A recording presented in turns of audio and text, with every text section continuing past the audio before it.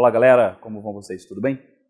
Eu sou Luciano de Paula, estou aqui com vocês mais uma vez no curso Exatas para a gente discutir a peça que é referência para a prova do PAS agora em 2016, na primeira etapa. A gente está falando de Antígona, considerada a tragédia das tragédias.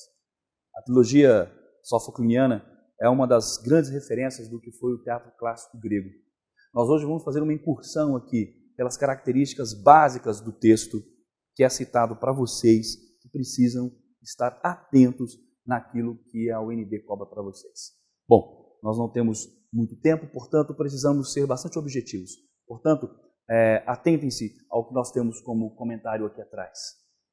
Eu vou objetivar o trabalho de vocês, também disponibilizando para vocês partes, fragmentos dos textos, fragmentos do vídeo, para que vocês possam não só compreender as análises que eu estava fazendo com vocês, mas também poder observar a interpretação dos atores, a organização do texto, ter uma maior intimidade cênica com os personagens.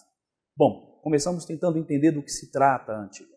É importante lembrar que Antígona é uma trilogia, ou seja, 3 textos escritos dentro de uma única proposta. Agora, interessante, e preciso salientar, que Antígona, das 3 peças que Sófocles compõe, ela foi a primeira a ser escrita, apesar de ser a última da sequência. Sófocles optou por, ao invés de dar continuidade de Antígona para frente, ele optou em escrever 2 textos que justificam os aspectos da trama da própria Antígona. Me refiro a Édipo Rei e a Édipo em Colono. Bom, a protagonista dessa tragédia é filha de Édipo, filha também de Jocasta. Por consequência, ela é sobrinha de Creonte, que é irmão de Jocasta. Como eu disse para vocês, essa é a parte inicial do entendimento. Mas para que você tenha condições de compreender a trilogia num todo e as justificativas da trama que conduz o trabalho de Antígona, é importante, minimamente, de modo sucinto que seja, conhecer os outros 2 textos. Eu vou introduzir para vocês aqui agora um pequeno texto que é do filme Antígona, direcionado e interpretado por Irene Papas, uma das maiores atrizes gregas, e você consegue, através desse pequeno texto, entender parte desse processo. Observem nesse vídeo que eu gero para vocês agora como que se dá os aspectos iniciais para aquele roteiro de Antígona. Observem bem.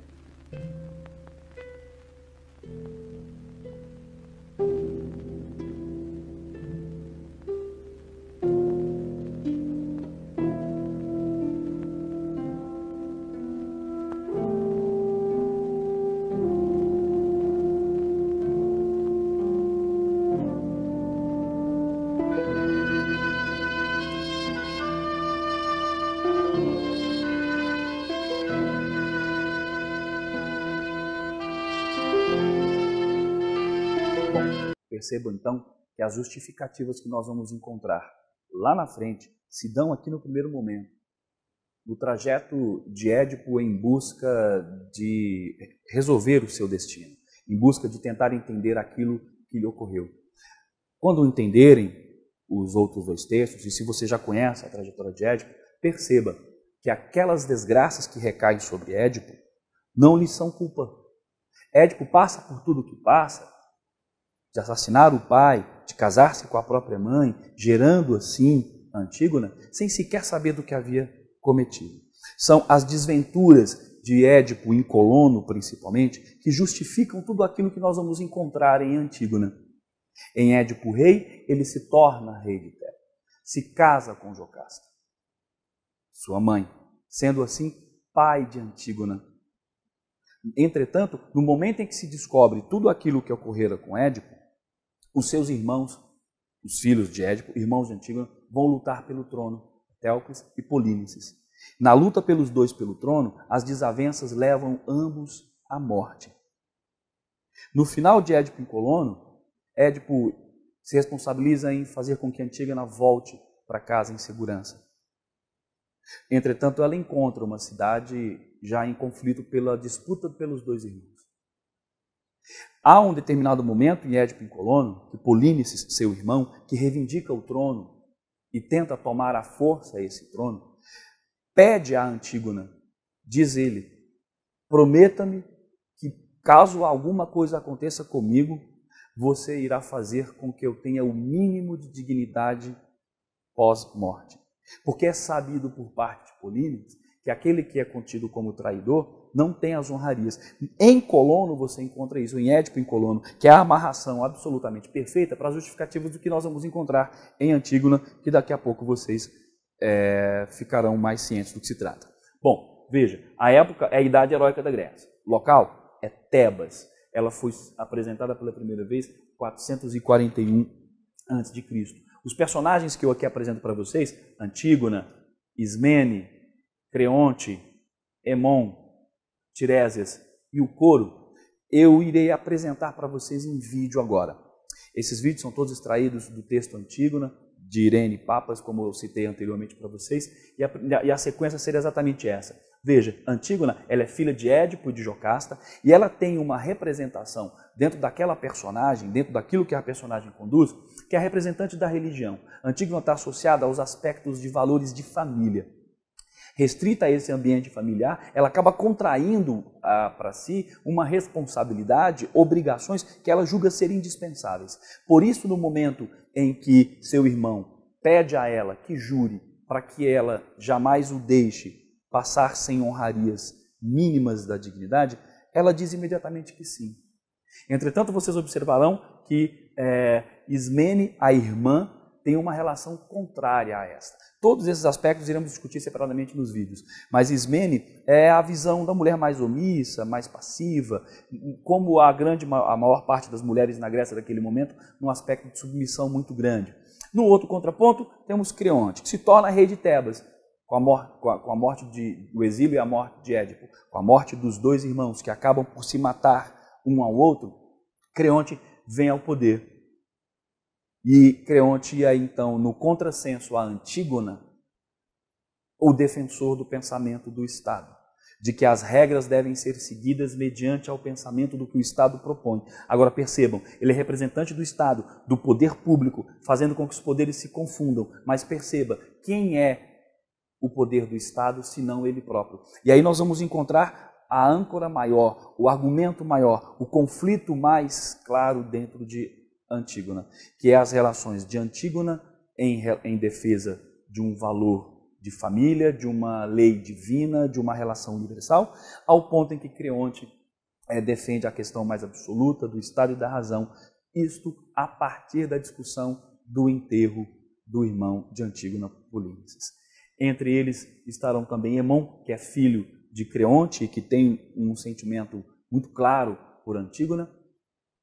Tirésias, um personagem que você encontra em vários textos, é o personagem que representa a ideia do oráculo, da adivinhação, o porta-voz das divindades, e que você encontra esse personagem agindo como aquele personagem que direciona os pensamentos dos oráculos, do destino, que tenta solucionar as questões. É o mesmo personagem que você encontra em Édipo Rei, que você encontra em Édipo em Colono, está aqui também em Antígona, assim como Eurídice e o coro, que é a grande referência do teatro.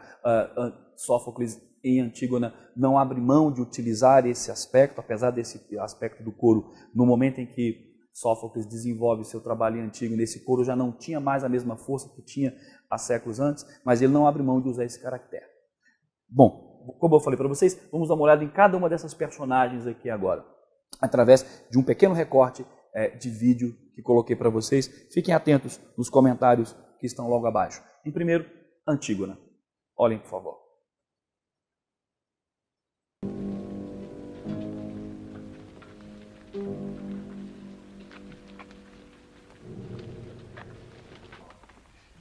Και σου φέρνω ετούτη την κόρη που πιάστηκε την ώρα... Διέταξε ο Δίας. Ούτε οι θεοί του κάτω κόσμου μας όρισαν τέτοιους νόμους. Καριότανε αυτούς που το κάνανε.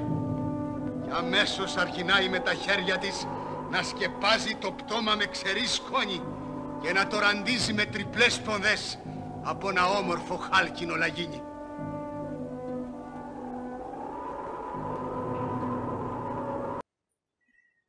Percebam então que, como eu havia colocado para vocês, essa é a trajetória que conduz todo o desenvolvimento da personagem Antígona, de valorização dos seus aspectos familiares, de valorização das relações daquilo que ela julga ser um tanto quanto mais importante do que as regras divinas, do que as regras humanas, do que as leis, que é a regra divina.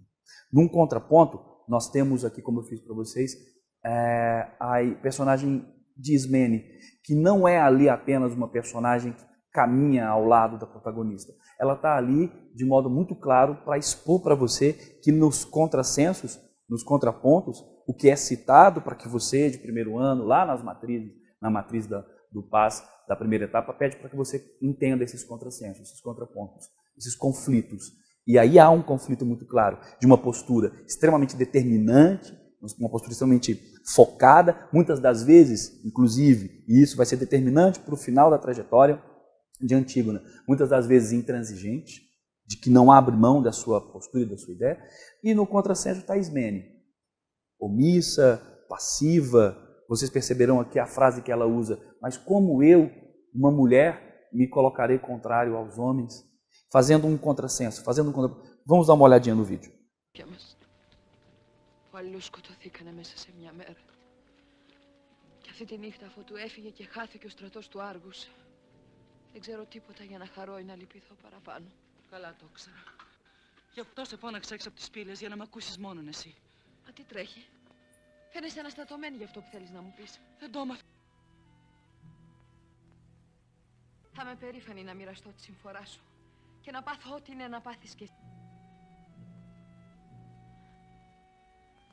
Μα θα σκοτώσεις την αρμονιαστιά του γιου.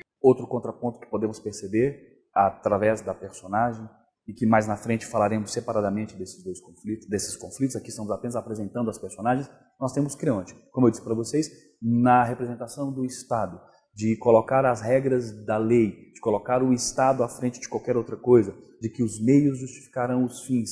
Mas não se esqueçam que naquele momento, quando ele diz que o que deve se valer é a voz do Estado, é a regra do absoluto, do direito, ele está falando dele próprio. Dá uma olhadinha.